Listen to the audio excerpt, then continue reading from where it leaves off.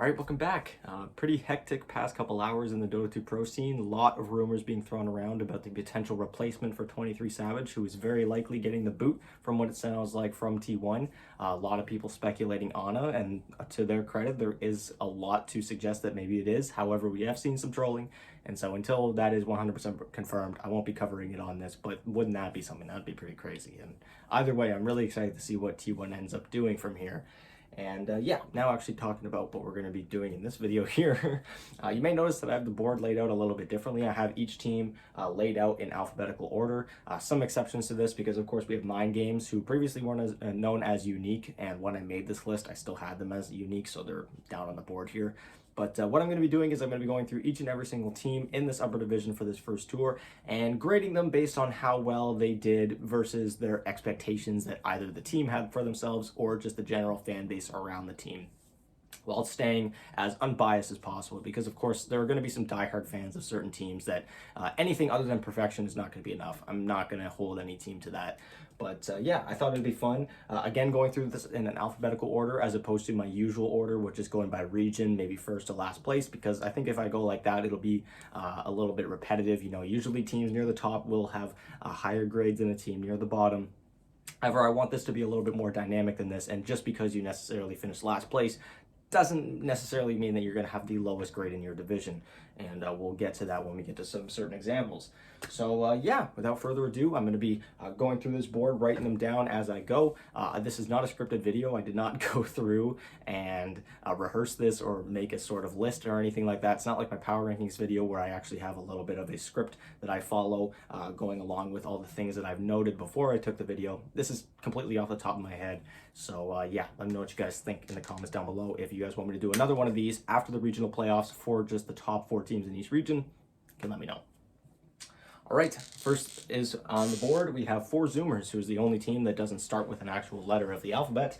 For 4 Zoomers, I think they can be pretty happy with the way that the season went. Again, they went through a substantial amount of roster changes in the offseason, almost pretty much entirely disbanding the team. But they come back and they kind of finish where they've always been finishing as of late, and that seems to be 4th place in the region. They just can't quite crack the top. So although it wasn't necessarily a bad season, I don't think 4 Zoomers have been able to get over the hump yet, have been able to make the strides that they're really hoping to so far.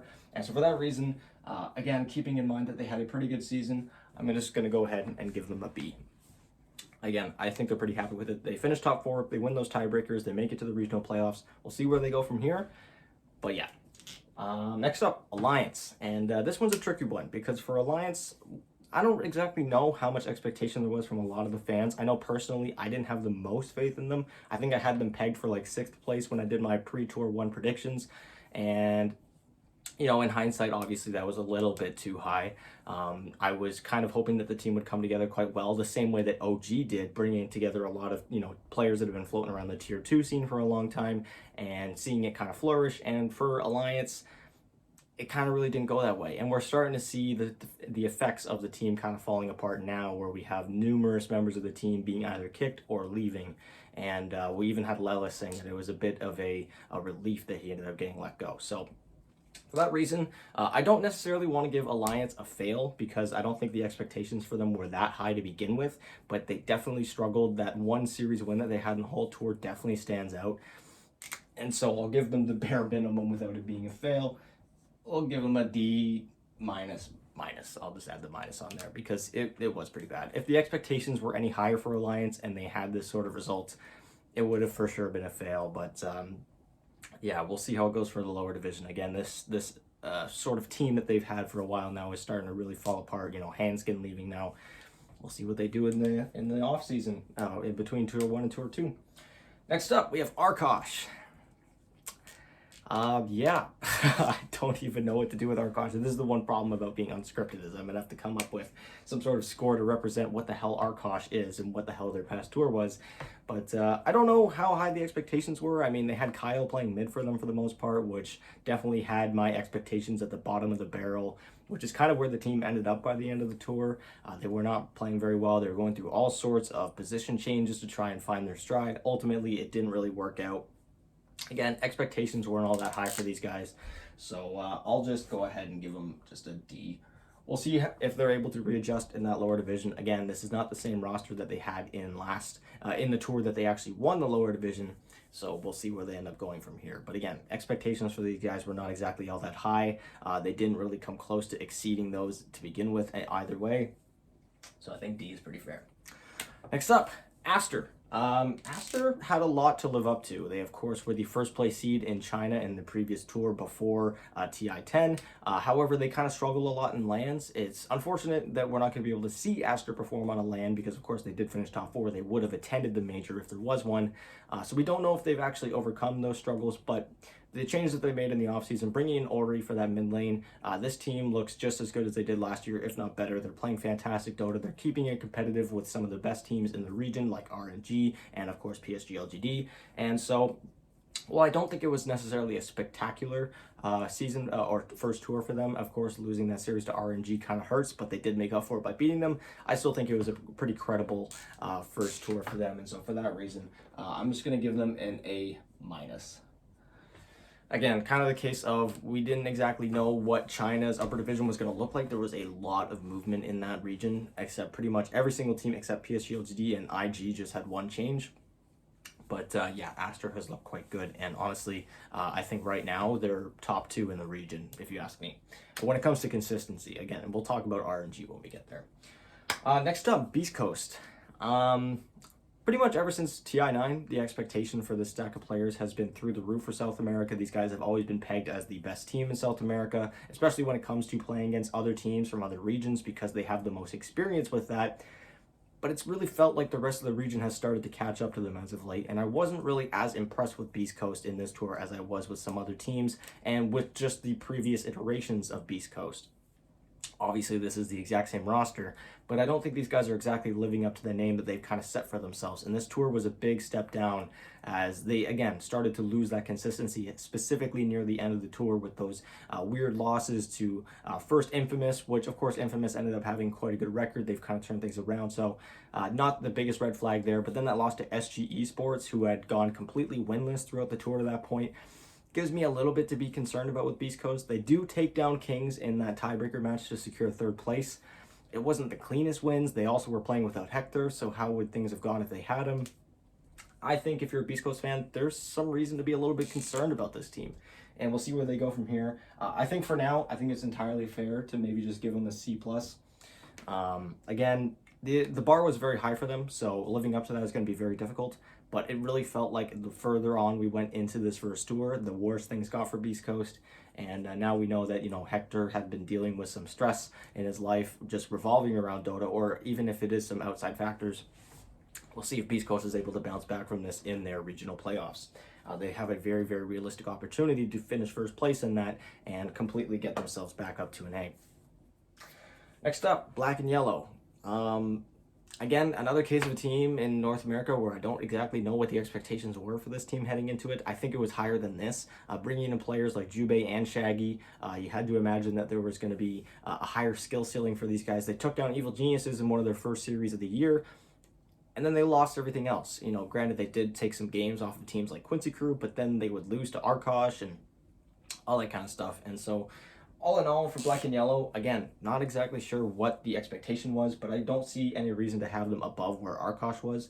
And so I'm just going to kind of stick with the same thing here. I'm going to go ahead and give them a D. I don't really have all that much to say about Black and Yellow. Their roster's already starting to kind of fall apart. We have Jubei and Shaggy who have now left the team, and we'll see where they go from here in the lower division. Next up, we have Boom. And Boom, I think, is a prime example of an A+ team. Not just because they finished first place in their division, but because they weren't expected to be this good. I think there was a lot of expectation that they were going to be a very good team, and we saw that in just the sheer talent in the roster that they put together. They were supposed to be in the lower division for this first tour, but thanks to some match-fixing scandals for another organization that revoked their spot in the upper division, they had a second chance. They made it there, and they blew every single team out of the water. Bar T1. T1 was the only team that was actually able to put up a fight against them, or at least enough of a fight to actually take them down in the series. But for Boom, I don't see any reason why they would feel any sort of doubt in themselves after a tour like this, with just sheer dominance, all of their players playing fantastic. I think their weakest point, and I think a lot of people pointed this out too, has been their carry player. And with 23 Savage floating around in the pool now, Do they look to bring him in? Do they look to actually change things up, despite the fact that there's been a lot of success on their team so far? We know that 23 Savage is likely getting the boot from T1 due to his lack of a temperament, and if that ends up being a problem for Boom, maybe they won't pick him up. But we'll see. They, again, had a fantastic tour, and I'm really, really looking forward to those regional playoffs in Southeast Asia, especially with the roster changes that T1's going to be having, just seeing how that goes. Next up, Cool Guys. Cool Guys, again, a team coming in from the lower division that I don't think had the highest amount of expectation on them. They had some roster changes heading into this tour. And again, this was a pretty bad tour for them. Even though the expectations were low, they just didn't really have a single series where it looked close. They had that one game against OG that they took off of them, but that really felt like a bit of a one-off, as they weren't able to replicate that at any other point in this tour. And so this is going to be a real trivial one here, but they're going to be my first F here. Again, the expectations necessarily weren't that high, but there was really nothing to cheer for this team. It just kind of fell apart every single time they played, and it was a real damn shame to hear. But yeah, we'll see how they go from here, where they go from here heading into the lower division. Actually, that's not even true. They've disbanded now. So, yeah, just, again, another case of a team that is going through their own troubles. After having a miserable tour, things are starting to fall apart again. Next up, eHome. eHome's a little bit of a tough one. Of course, acquiring a lot of the members from the old PSG LTD from around the TI8 and TI9 era. They've been kind of meandering throughout the upper division for the past year or so now.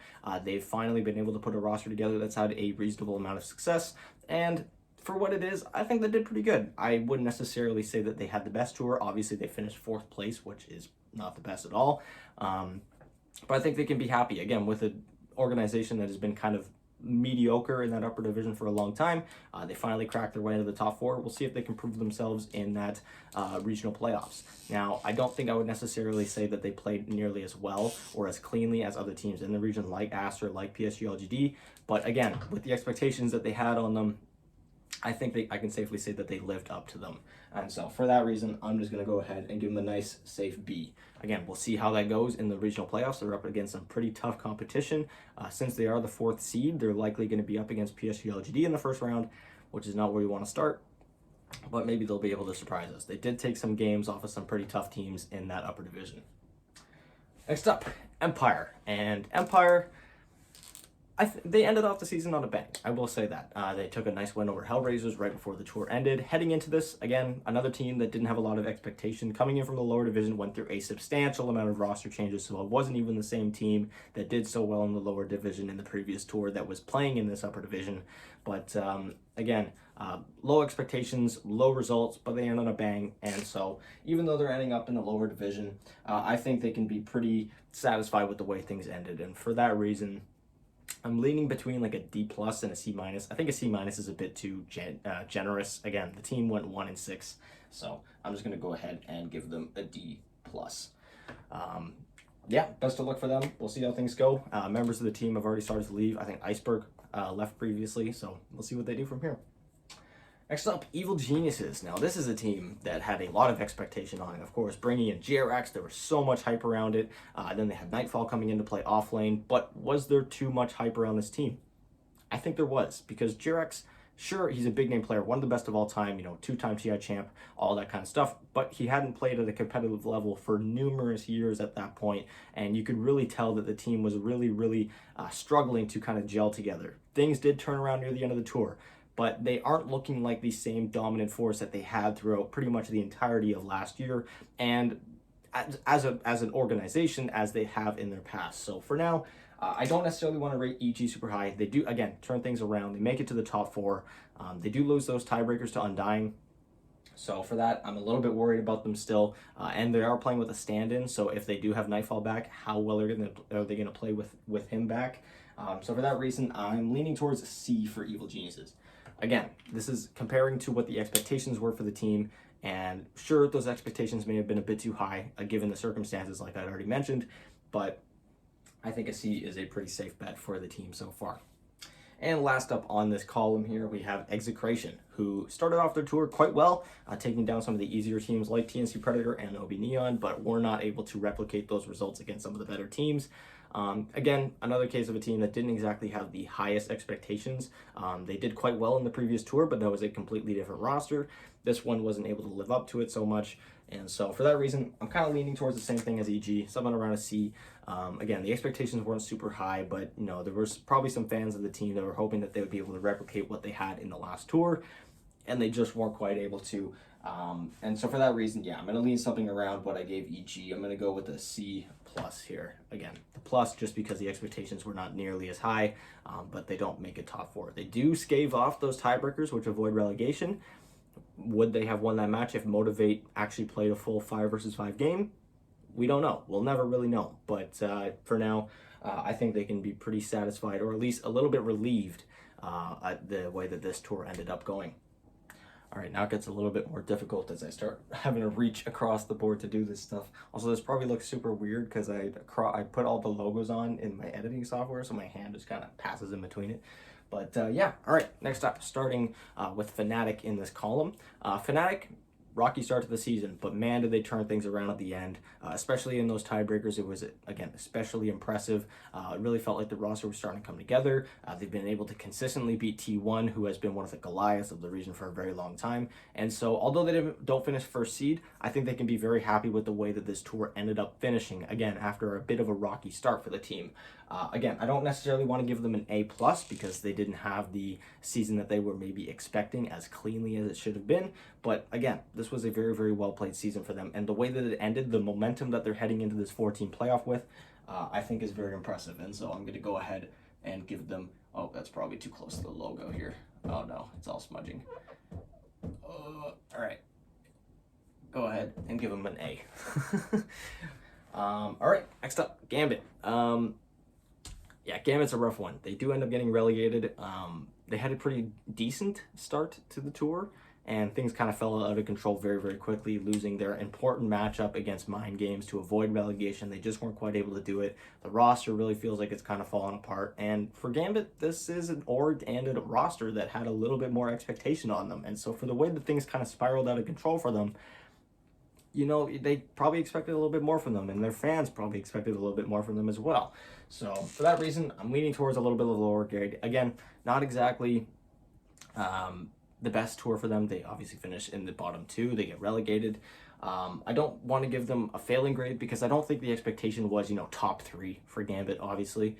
With teams like Virtus Pro and Spirit in your division, that's going to be incredibly tough, as that means there's likely going to be only one more spot there. But that actually ended up not being true because Virtus Pro had a bit of a rough start. We'll get there. So for Gambit, don't exactly know what I'm going to give these guys. I'm leaning something towards a D. Again, not the highest expectations, but they definitely really floundered. I'm going to go ahead and just go and give them a D-. Again, the way that their season kind of spiraled out of control near the end of it was something that was a little bit alarming. And now the roster has been deactivated because they've finished lower division, and they have another Gambit squad in the lower division, which they cannot both be in.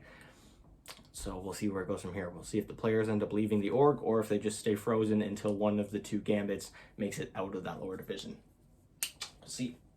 Next up, Hellraisers. And this one's difficult because Hellraisers, I don't necessarily know how high the expectations were for these guys. This is an org that was coming in through the lower division. However, once they made it into the upper division, they completely changed the roster. It did end up being a much better roster than I think a lot of people would have anticipated, throwing together a lot of players from the Tier 2 scene, very similar to teams like OG and Alliance, like I mentioned.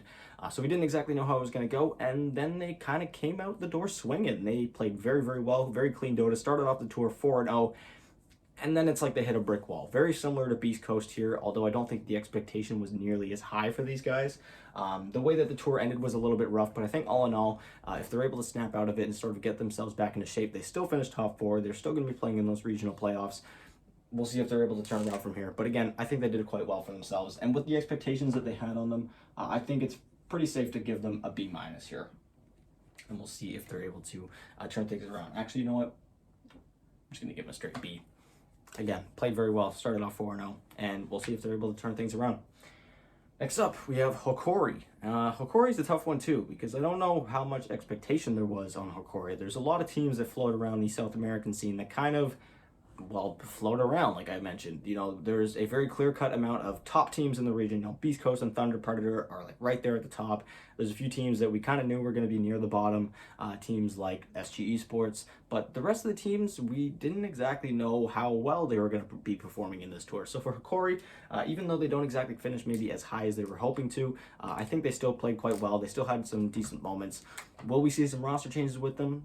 I don't know yet, but for now, I think they can be pretty decently satisfied with the way things turned out. I'm going to go ahead and give them the same thing, maybe a little bit lower than Hellraisers, a B- here. Again, I think their expectations would have been maybe to make it into that top 4, but they aren't able to do that. They avoid relegation, which is good for them, but we'll see if they can get some better results in the next tour. Following that, Infamous, again, another team from South America that we didn't exactly know how well they were going to be doing before this, and this team, as opposed to Hikori, kind of just really came into form as the season went on. And these guys end up finishing 2nd seed in the region, which caught everyone off guard, taking down teams like Beast Coast on the way. And they look very, very good doing so. So I think for Infamous, maybe overperforming because of some teams having some inconsistency from Beast Coast. We don't know yet. We'll see in those regional playoffs. But I think they can be very happy with the way things turned out. A little bit concerned about facing off against those top teams once again. Again, looking for more consistency from them, but finishing top 2 in South America for Infamous, I think they can be very happy with that. Next up, Invictus Gaming. I'm just gonna go out and say this is probably the bottom of the barrel, F minus minus minus. These guys made very minimal roster changes. Obviously, losing Kaka was pretty huge. Kaka is a big name player that's been around the scene for such a long time. I don't think we were expecting it to be this huge. They bring in Fade, who had a pretty okay tour. I think he was on eHome in the last tour, and it just tanked. Like, these guys looked like a completely different team. They were just playing with so little fire in their drafts or in their strategies and their execution.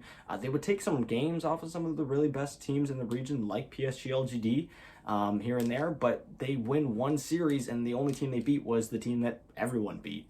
And again, the expectations maybe were a bit too high for these guys, but with the results that they were able to put up in the last tour and the fact that they did only make minimal changes, finishing second last place in the tour with just one series win was not something that I don't think anyone was expecting, myself included. I had these guys pegged to finish 2nd place in the region, and that's not what we got. So, yeah, Invictus Gaming, probably going to be the lowest grade on this board as we go through this. Next up, King of Kings. Again, don't exactly know what the expectations were for these guys, but they did quite well for themselves. They proved to be one of the stronger teams in the region. They were able to put up a pretty decent fight against some of the best teams in the regions, like Infamous, who again had a pretty standout performance near the end of it, like Beast Coast, where even though they did lose to Beast Coast in both series, they were incredibly close series. Even the first one that they lost 2-0, they kept it really competitive. They really had Beast Coast in a chokehold for a few times there, had us a little worried. But again, I think they had a pretty fantastic tour. Maybe not ending it as strongly as I think they would have liked to. Again, losing those tiebreakers to Beast Coast, but they were also playing with a stand-in at that point. So for these guys, I'm going to go ahead and just give them a B+. They finished in the top 4, so they're pretty happy that there's not going to be a major, so that way that they're actually going to be included in some sort of post-tour tournament. We'll see where they go from here. Again, because they're 4th seed, they're likely going to be up against Thunder Predator in the first round, which is going to be a little bit rough, but we'll see how they do with it. I'm not going to cross them out just yet. Next up, Lava, and we're kind of just breezing through all of these South American teams real quick.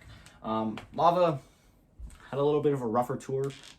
They avoid relegation with some nice wins near the end of the tour, but they miss out on the top 4, so I'm sure they're pretty bummed out about that. But for the expectation that was on them, I don't think people were expecting too much from them. I'm just going to give them a healthy C+. Again, with the lack of sort of expectation on the team, there's not really a whole lot to live up to. And so even though they don't finish top 4, I think they could be pretty happy with the way things turned out. They got some nice experience. We'll see if the roster stays together from here. We'll see how it goes in the next tour.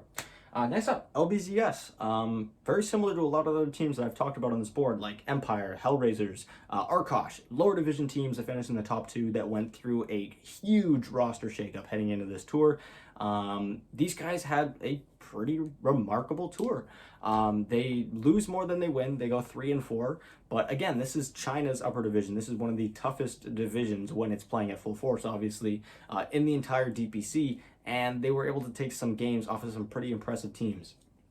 And so, with considering the fact that these guys had gone through a completely new roster change, like this is a completely entirely new roster here, heading into the upper division, one of the toughest of the DPC. And even though they don't finish near the top, they put up a lot of good wins. I think these guys are extremely happy with the way things turned out. And if they were able to stay together, hold their roster together for as long for another tour, that progression we might start seeing some progression, some experience really starting to show with this roster. And so I'm really excited for these guys. I'm giving these guys an A. Again, I was really impressed, maybe an A minus. But yeah, all around super happy with the way things turned out for these guys, and we'll see what they're able to do from here. Maybe they'll finish top 4 in the next tour. They just barely missed it in this one. We'll see. All right, next up we have Team Liquid. Liquid, tough one, because I think the expectation was quite high. You know, obviously they're bringing in players like Matumuman and Zai, who have been, prestigious players that have been playing on some of the best teams in the world for such a long time now. But they're at the same time losing players like Koikfa, like Taiga, but it really didn't seem to affect the team all that much. They have still had their issues with a little bit of inconsistency, where some of their wins don't feel as clean as maybe they could be. But all in all, I don't think they're going to be too upset about finishing first place in the tour. I think they'll be pretty happy about this, and for that reason, I don't see a reason to grade them any lower than an A, and so we'll see where they go from here. Again, regional playoffs are going to be really exciting to watch if they're able to maintain some of that consistency that they've kind of been struggling to keep up with. But yeah, all in all, Liquid, fantastic tour. All their players playing very, very strong Dota, and they're really firing on all cylinders. And as we near the halfway point of this video, this is going to be one of my longer ones as I'm recording this, realizing how much time I've been recording. We have Motivate Gaming. Motivate kind of had a lot of expectation on them coming into this tour. They had been performing very, very well in some outside tournaments leading up to this tour. Their roster looked very, very strong. They even came into this tour by starting off by winning both of their first 2 series in pretty dominant fashion, I should say, as I might add as well. And things just spiraled out of control. You know, it's one thing to maybe start off 0-5 and end off with 2 nice wins, but to start off with so much momentum and then just have it all just spiral away, and then that just disastrous tiebreakers. Of course, that one game not exactly being their fault, but again, it's just what can go wrong will go wrong. And for Motivate, this has been a real heartbreaking tour. Again, so much momentum, so much hype around this team, and it just died. So I don't necessarily want to give these guys an F. I think that's a little bit too harsh, because I don't know if the expectation for these guys was to finish top 2, was to be one of the Goliaths of the region, but it was definitely better than bottom 2. It was definitely better than relegation. It was definitely better than 5 consecutive series lost in a row, when all they needed was 1 more series to avoid those tiebreakers that relegated them. So for that, I'm not going to go very much higher. I'm going to go ahead and give them a D- here. We'll see if they're able to turn things around in the lower division if the roster stays together. Again, that's the kind of tour that can tear apart a roster if they're not very, very closely knit with one another. Because again, just the nature of the downward spiral that they went through. And last team on this board here, we have Na'Vi. And Na'Vi, I think the expectation was a little high. You know, bringing in players like no one on the team, and General and V-Tune, you had the expectation that these guys were maybe going to finish top 4. They should finish top 4. They should definitely be beating some of the weaker teams in the region. And that's kind of what they did. However, they struggled to actually close out a lot of series, even though they were very competitive with teams like Hellraisers when Hellraisers was on their spree, like Team Spirit, who has been Team Spirit this tour. Even though they lose those series, they look very, very good. They're playing very well. They're just not getting the results. And so I'm hoping that this stack stays together. They've stayed together. They're one of the stacks that's been together the longest out of most of the teams in Eastern Europe, because they made their roster changes before TI10. I'm hoping that they stick together, as I think they're playing some very, very good Dota. They're just not getting the results that they would like to. And so I'm hoping that with time, they do start getting that. So all in all, if we're looking from a purely playing perspective, these guys should be very happy with the way that they played. Again, very competitive with some of the best teams in the region. However, when it comes to results, I can see why there'd be some disappointment in fans of Na'Vi or the players on Na'Vi itself. So it's a little bit of a split here, where we have 2 different measures that we're going to be basing this off of. I think all in all, I'm going to round off on like a C plus or a B minus, just as a mix of the two. And again, I'm hoping that these guys stay together. We'll see what they do. Oh man, it's difficult to write like this. We'll see what they do in the next tour, and I'm excited to see it because again, these guys have been really fun to watch. Just haven't really been getting the results.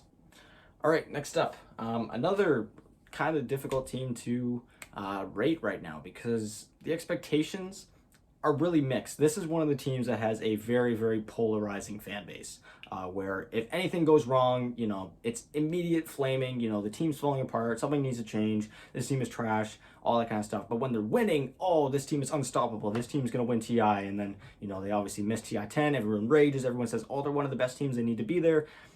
And then they have a tour like this where it's like incredibly polarizing. Their first 3 series were rough.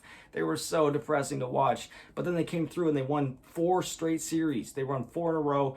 Every single player was playing fantastic. Everyone was really gathering behind them with this momentum, all their fan base. Everyone was like, all right, the team's playing well. They're drafting very nicely. Every player is playing fantastic. ILTW does not look out of place at all.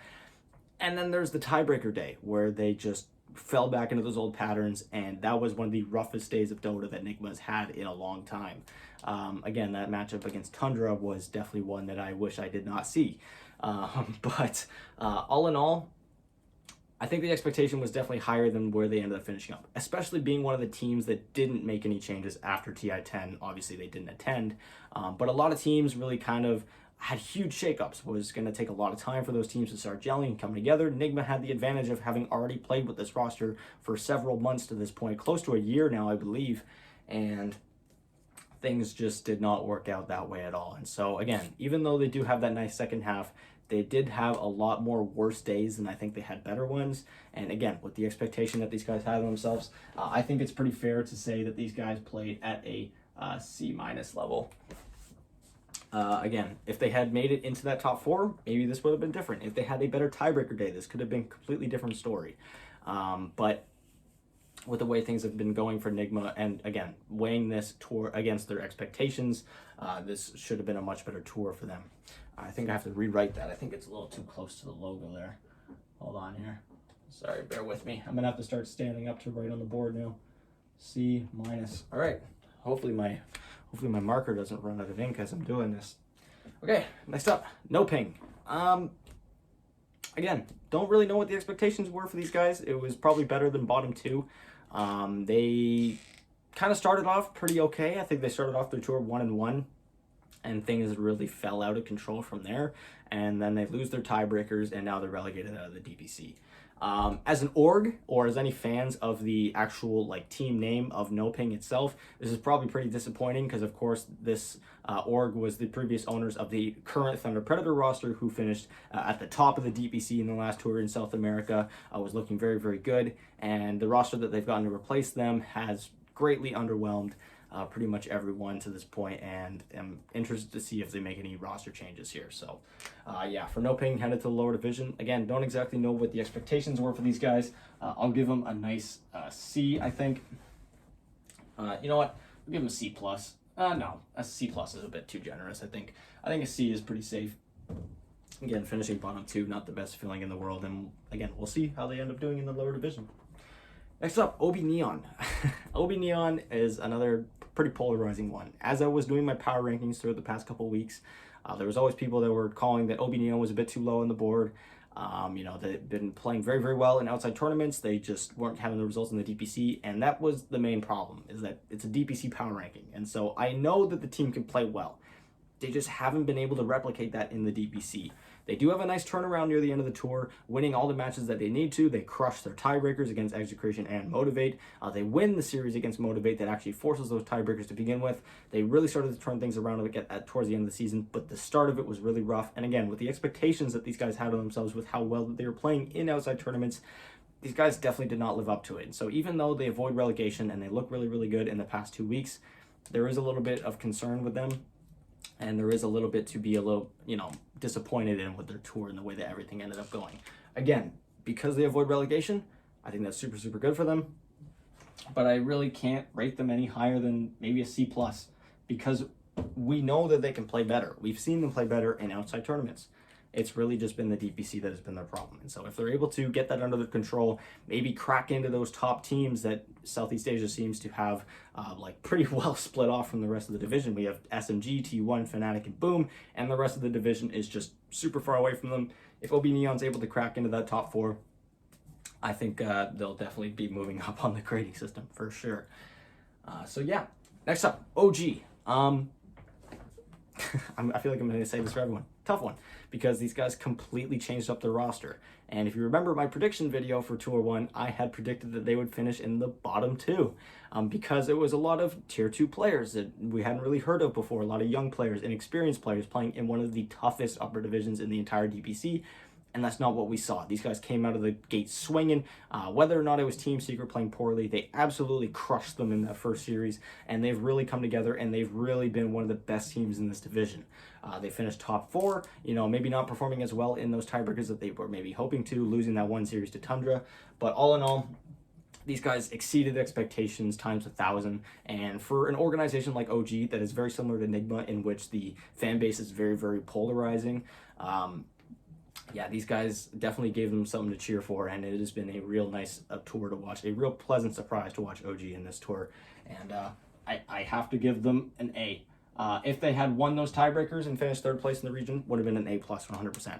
But just because there's no plus there, I'm not trying to take anything away from them. I think, again, they played fantastic Dota, and they've been one of the more exciting teams to watch in this tour. Next up, Phoenix. Very similar to LBZS.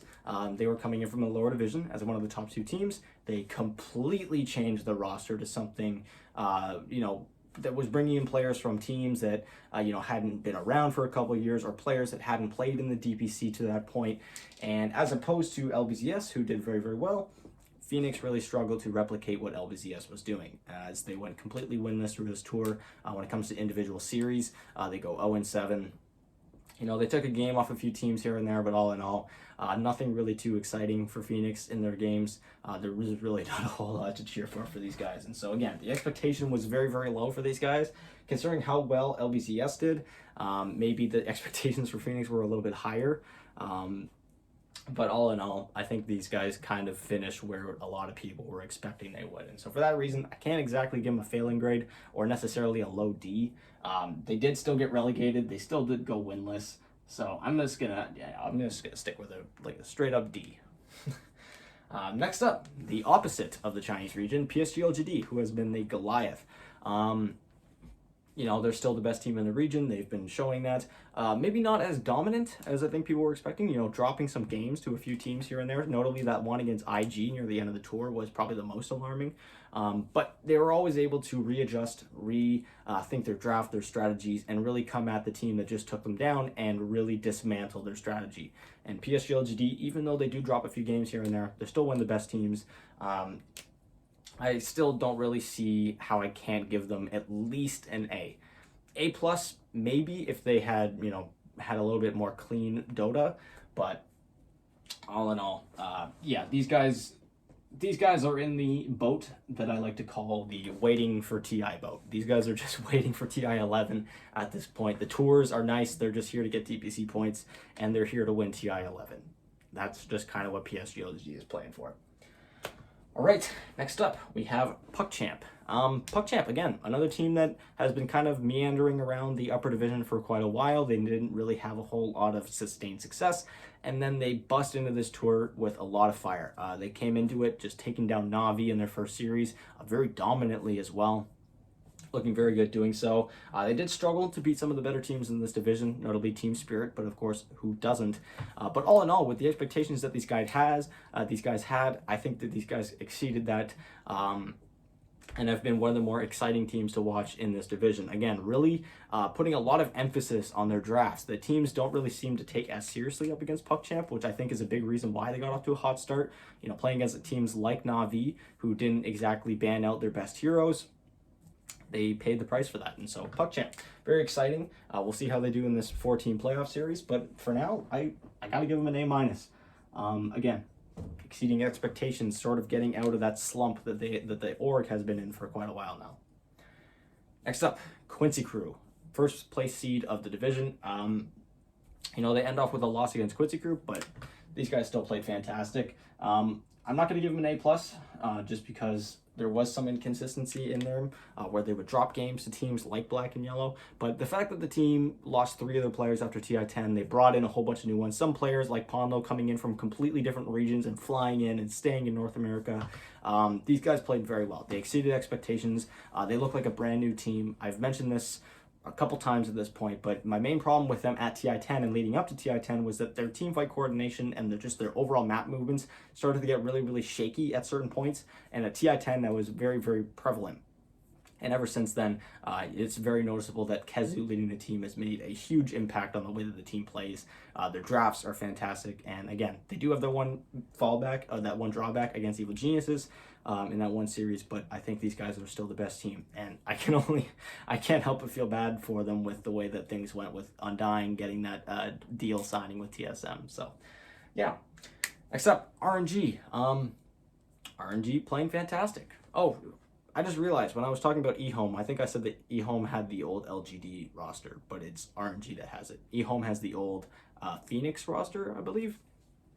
So, yeah, RNG. The main problem with them is that their carry is an RNG carry, where you don't exactly know what God King you're going to be getting when going from game to game. Some games he's playing fantastic, some games he's really struggling, and definitely the clear-cut weak link. But I think he has really come a long way in this tour in comparison to how he had been playing in previous tours, where RNG in the last tour finished bottom 2, but because Elephant wasn't going to be participating in this tour, they gave them a slot. They get a second chance, and the team has looked quite good. Again, a little bit of inconsistency, but with the way that they were expected to do, I think they're pretty happy with this. And even though they don't win those tiebreakers against Aster to finish top 2, again, they're probably pretty satisfied with the way things turned out. And if that team is able to get God King in a form, or if he's going to be able to start playing more consistently, or maybe they just replace him, he would have a little bit more success. Again, it's not my call. If the players feel comfortable with God King carrying them, he'll continue to carry for them, but we'll see where they go from here. I think they're pretty happy with this. Again, a few inconsistencies here and there. I'll just give them a B+. Next up, Team Secret. Ah, man, this is like the exact same as EG, where they went through some big changes, but they lost 2 of their players, but they replaced them with some big names. Ice and Sumail playing on Team Secret. How huge is that? How crazy is this team going to be? And then they looked really terrible at certain points of the tour, but also really, really good at other points. I think ultimately inconsistency has really been what has struck Secret down. Those tiebreakers were pretty okay. Their only win, though, being up against Nigma, who had one of their worst days of Dota in a long time. So I think for the expectations, were they maybe a bit too high? Yes, but when you're bringing in players like Ice, like Sumail, to a team like Secret, who has Puppy, Yapsor, Nisha, there is going to be that expectation. And even if they may have been a bit too high, they didn't even come close to living up to them. And so they miss out on the top 4. I doubt that they're going to make any roster changes from here. I think this is a team that is going to start getting better with time, but we'll see. But for now, I don't think these guys are happy at all with the way that things ended up going for these guys. I'm just going to give them a C. Oh my God, my marker is starting to die. I might have to switch markers here. There we go. A C. Because again, how high were these expectations? Probably a bit too high, but they definitely did not live up to them. Next up, SG Esports. SG Esports, this is, again, another case, same thing for, like No Ping, where SG Esports was one of the only teams that made it from South America to TI-10. So as an org, they're super happy. They have a roster that's good enough to make it to TI. And then after TI, they did okay. They did better than the Thunder Predator that was at TI-10. But they weren't able to hold that roster together. They scrounged together a new bunch of players, and it did not work at all. So from a org standpoint, this was an incredibly disappointing season. After having a team that went to TI-10, now you have a team that pretty much almost went completely winless in the first tour, bar that one series win against Beast Coast.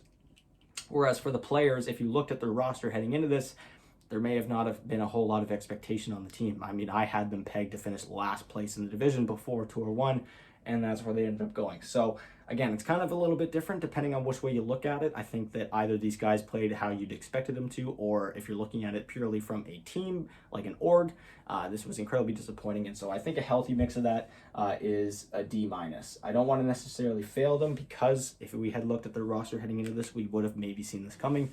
But it was a pretty rough tour for SG. They end off strong, nice win against Beast Coast. But again, does that speak more towards SG or the inconsistency that Beast Coast has been? Probably the latter. And ending off this row here, we have Simply 2 Based, who, very similar to some other teams here, like Empire, turned things around at the last second. They avoid relegation, actually, very similar to OB Neon as well. They look pretty good near the end of the tour, getting some nice wins against some teams that they needed to beat, like Black and Yellow, like Arkosh, to avoid that relegation. I don't think the expectation was very high on these guys, not nearly as high as it was in the previous tours, after some pretty substantial roster changes, bringing in some new players, even some players making some position changes like Lil Nick on position 3. But all in all, with the way that things ended, I think these guys can be pretty happy with the way that the tour went. Things aren't going to be staying the same for the next tour. We've already heard that Lil Nick is going to be leaving. We'll see if more players end up following. But all in all, I feel pretty comfortable giving them a nice C. All right, it is time for the last row. Starting things off with SMG. Heading into this, SMG had a lot of momentum coming in from the lower division, had a very strong roster that had been playing very, very well. You know, they had Moon, Mid1, KP, and then heading into this tour, they lost KP to the roster shuffle. He, of course, going over to Talon. We'll see if he ends up actually staying there, but I was anticipating this to have a much bigger impact on the team, which it didn't. This team still had a few setbacks. Notably, beating some of the best teams in the region has been a problem when it comes to staying consistent at that, but they have definitely cemented themselves as one of the clear-cut better teams in the region, very easily beating some of the weaker ones like OB Neon, Motivate, Execration, and TNC. And so, all in all, I think they're pretty happy with the way things turned out. I think they would have been happier if they were able to actually consistently beat those teams, or at least put up more of a fight. You know, those series against Boom and T1 were a little rough. But all in all, I think they're pretty happy with the way things turned out. I'm going to feel pretty comfortable giving them a B+. Because again, oh, sorry, I keep writing this too close to the logo here. Now I'm moving it over. Oh, a B+. Because again, the expectations maybe were a little bit low because of KP's departure. You know, people like myself anticipating he would have more of an impact. But yeah, they still played some of the best Dota in the region by far. Next up, Spirit. I'll save you the trouble.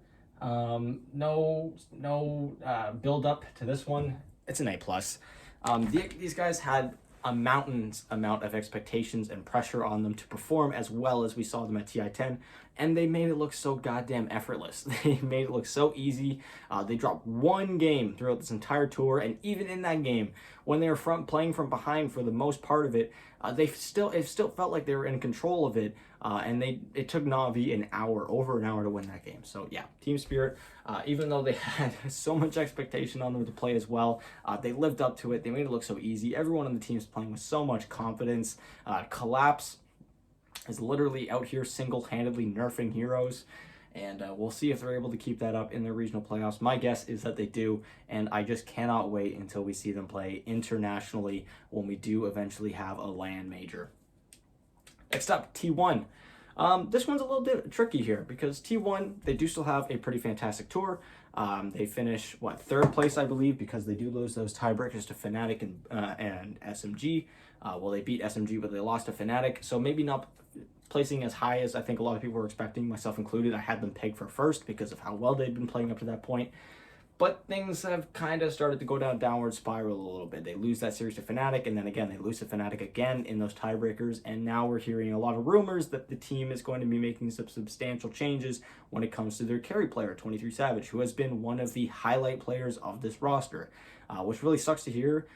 Again, as I touched on near the beginning of the video, I believe, it seems to be due to his lack of temperament, which really sucks because he is a true talent. He's an amazing player, and we'll see what ends up happening for T1 here. So again, these guys had a lot of expectation on them. They were supposed to be the top team in the region. They didn't exactly live up to that, and now we're hearing word that there is going to be some changes.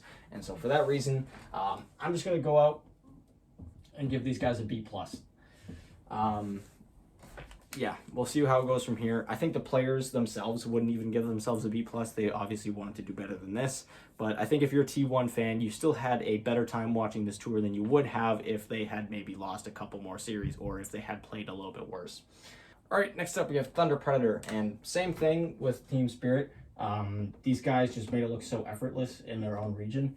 I don't think there was nearly as much expectation on Thunder Predator as there was for Team Spirit, for example, because obviously Team Spirit had just won TI, but this is the same stack that finished first place in their region in the previous tour under the No Ping organization. And again, these guys are playing some of the cleanest Dota in the region, some of the best Dota. Their strategies, their drafts look super amazing. And again, it's a real shame that we're not going to be able to see them play at an international level for quite a while. But yeah, these guys should be very, very happy with the way things turned out. Again, making it look quite effortless in certain points of the tour. Next up, Tickles. And again, super happy with the way things turned out for these guys. These guys, again, another one of those teams coming in from the lower division that had a decent amount of roster changes coming into this. There was not a whole lot of expectation for them to do all that well, especially after losing members like Kezu, who was on that Viking GG stack, which is who these guys used to be. But man, these guys came into this region swinging. They finished in the top 2 of Western Europe, which even though the region maybe is not as strong now as it was last year, it is still very, very impressive. Again, them also going through their own roster changes and stuff like that, looking very, very good at certain points throughout the tour. And another case, and I'm going to be saying this a lot, I feel, of a real unfortunate thing that we're not going to be able to see a lot of these teams play against one another at an international level for a while, because Tickles, this could have been maybe their one shot at making it to a major. I'm not trying to write these guys off and say that, you know, they're going to fall off in the next tour, but what if? That would really, really suck for these guys after having such an impressive first tour. Next up, TNC. TNC, I don't exactly want to give them a failing grade, because they did make some roster changes that was definitely leaning towards the future, in the sense that they were bringing a lot of newer players that were a lot less experienced, bringing them together and trying to seeing if the team would gel together over time. Very similar to some other teams like Alliance, who still had some of their elder players like Nico Baby and Hanskin hanging around. TNC brought in players like Febby, who's been around the pro scene for a long time as a coach and a player, but it just did not work out for TNC Predator. I think even though they weren't maybe expecting to be one of the best teams in the region, that's for sure, the expectation was higher than this. And so it's really unfortunate to see them going down to the lower division, having won, I think, only one series, that being against OB Neon. And we'll see. Again, I don't necessarily want to fail them, because I think there was the expectation that this would happen, but we were definitely expecting a little bit more from this roster. So best of luck to them in that lower division. Tundra. This is a tricky one. Tundra, also another team that had a lot of expectation on them. And did they deserve it? Yeah, absolutely. I mean, they were, again, one of those teams that did not make any roster changes. They did not attend TI, so that's maybe a big reason as to why. They were playing very, very well leading up to it, finishing second place in their Western European qualifiers for TI 10, losing to OG, which is understandable because it was OG heading into TI. They're kind of unstoppable at that point. But they were playing very, very well outside tournaments, everything leading up to the DPC, and then they weren't really able to replicate that consistency again. They have looked very, very good. Again, we've seen how well they can play. The day of tiebreakers that they had in that round robin against the 3 other teams was an example of that. We know how well these guys can play. Again, it's been the inconsistency that has really been plaguing these guys for a long time. If they're able to tame that, if they're able to get on top of that and bring their 110% game every single series, these guys will be not only one of the best teams of the region, but of the world. But until I see that, until we see a little bit more than that, I don't really want to rate them as high as maybe some other people would. Again, the expectations were high for these guys, and so I still think they had a good tour. Again, that day of tiebreakers really makes them feel a lot better, ending off on such a strong note. And so for that reason, I'm going to go ahead and give them an A-. Again, with the expectation that was on them, it was still a pretty good feat to still achieve this. And I think they could be pretty happy with the way things ended. Next up, we have TSM, aka Undying.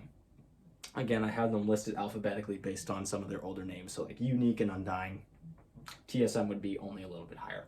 But Undying, coming into this tour, I think they're pretty happy with the way things turned out. I think that they were maybe hoping to be able to take down some of the tougher teams in the region, like Quincy Crew and like Evil Geniuses, finally sort of make that stride into being one of the top teams of the region, which they weren't able to do with Quincy Crew, and then they initially lost their series against Evil Geniuses, so it kind of felt like the team was starting to fall back into where they were previously. But then they come through with a really strong showing in those tiebreakers against Evil Geniuses, getting that payback and look very good doing so well that they earned themselves a deal with TSM. But in all seriousness, I think the team was maybe expecting to make a little bit more strides in this tour than they did. But all in all, it wasn't a terrible tour. I still feel pretty confident giving them something around an A- or around a B+, because I think for themselves as a team, they were hoping to make that next step, which they didn't fully end up doing quite yet. And so I'll just give them a safe A-. Finishing second place in the region is still quite good. So I think they'll be pretty happy with that. It's not like any of them watch this anyways. They can't get mad at me or anything. Next up, Unique, aka Mind Games. These guys had a lot more expectation from them, certainly from myself as well. Being one of the teams that had been around the upper division for quite a long time, pulling together a roster that I thought looked pretty good heading into this tour, and it just did not look all that great until the very end, pretty much, when they were winning those matches that they need to. Very similar trajectory as Simply 2-Based, where they lost like everything, and then they beat the other two teams that were struggling a lot to avoid relegation. And so for that, I think they could be a little bit more relieved than satisfied. There was definitely more expectation on these guys than a team like Simply 2-Based, which leads me to kind of have them maybe a little bit lower than Simply 2-Based, something around maybe like a C-. I'm leaning towards a D+ though, because again, these guys were really hoping to make that next stride, make it into being one of the best teams in the region, and it's kind of the opposite of what we saw. So for that reason, I'm going to give them a C-, because again, they ended off their tour on a pretty optimistic note with those nice wins, but they're expecting a little bit more from themselves, I think. And as we head into the final stretch, only 3 teams remaining. First on the board, we have Vici Gaming, and again, another case of, if you're a fan of the org of Vici Gaming itself, you're probably a little bit disappointed with the way things went, but if you were looking at the roster heading into this tour and the changes that they had to make in the offseason, you could maybe see this coming, that they underperformed. They finished, 5th place or 6th place in the region, keeping only Poyoyo from the TI-10 roster, which is really unfortunate because the team was doing very well for themselves, being consistently one of the best dark horses of most of the majors. I think they made it through both wildcard stages of both majors and continued to be one of the best teams at those majors. And so it was really unfortunate to see them come apart. And so for that reason, I don't think there's a whole lot of disappointment, because again, the roster, if you looked at it on paper, didn't look all that great, but the team itself, the clout that the name VG Gaming has, you'd expect a little bit more from them here, which there really wasn't a whole lot of consistency. They avoid relegation, which is nice for them. But again, I think they were expecting a little bit more here. So I'm just going to go ahead and kind of give them the same thing here, a C-. We'll see if they're able to turn things around the next tour, if there ends up being a big shuffle for the next tour in China. But yeah, we'll see. Next up, Virtus Pro. I kind of want to rate them the exact same thing as EG, because these guys had very similar trajectories. Both of them made some changes in the offseason that, for EG got a lot of people hyped. For Virtus Pro, maybe not as much hype around it, but the team voluntarily made those changes to the roster. I'm sure if every member on that team from TI-10 wanted to stay on the roster, they could have, but they were looking to improve on their roster, and they did. So there was some reason to get excited about Virtus Pro. And then both of these teams got off to pretty rough starts, people starting to doubt them, and then they make a sub change. MSS starts filling in for Nightfall on EG, we have Hakoda filling in for Ilias on VP, and things start to turn around. VP, however, were not able to take down the top dogs of the region, that being Team Spirit, whereas EG was able to take down Quincy Crew. However, those are two completely different beasts. With the way things ended, VP could be probably pretty happy. We'll see if they end up sticking with Hakoda. I think Hakoda has looked fantastic for them. We'll see if it ends up being the right fit. But with the way things started and with the expectation that this team had on them, again, after doing so well at TI-10 and then changing up their roster, there was maybe a little bit of, well, they should know what they're doing, right? Because obviously they play so well, they think that they can improve themselves, and that's not really what we saw until near the end of the tour. So I want to rate them a little bit higher maybe than EG, because I think they've looked in general a lot stronger than EG has, even though they've kind of had the same results to this point. But at the same time, in comparison with the expectations that there were for this team, they didn't exactly live up to it. So even though I am going to put them a little bit higher than EG, it's not by much.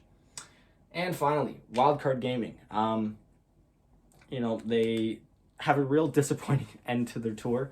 Did very well. They had a tiebreaker matchup for finishing into the top 4 up against 4 Zoomers, in which if they had even won their matchup that was right before those tiebreakers against 4 Zoomers, they wouldn't have had to have those, but they weren't able to take down 4 Zoomers. However, they did have a tiebreaker matchup, which was like a rematch, in which the winner finished top 4, and they just couldn't overcome it. They just couldn't beat 4 Zoomers, and so they let it slip away from them. But again, with the expectations that these guys had, with the rough start that these guys had to their tour, with that really, really unfortunate series to Undying, the expectations weren't the highest on these guys. And after picking up series wins against teams like Evil Geniuses, these guys definitely built up a lot more credibility than I think a lot of people were, giving them credit for. Again, was that because Evil Geniuses was not playing very well at that point, or was it because Wildcard was having a really, really good tour? We don't really know. Evil Geniuses has really struck back into form for the most part. But for Wildcard, I think they're still pretty happy with the way things went. I'm going to give them a B+, because again, even though they don't finish top 4, the expectations were quite low for them heading into this. So yeah, that does it. That is my board. I think there's only, 2 fails on here? Cool Guys and Invictus Gaming. For the most part, I think everyone kind of played to what they were at least close to being expected to play. So let me know what you guys think of this style video. If you want me to do another one for the top 4 teams in every region, so it'd be like half the size, in a couple weeks when those playoffs actually end, let me know. Feel free to like, share, subscribe, all that fun stuff. And I'll talk to you guys tomorrow with another video.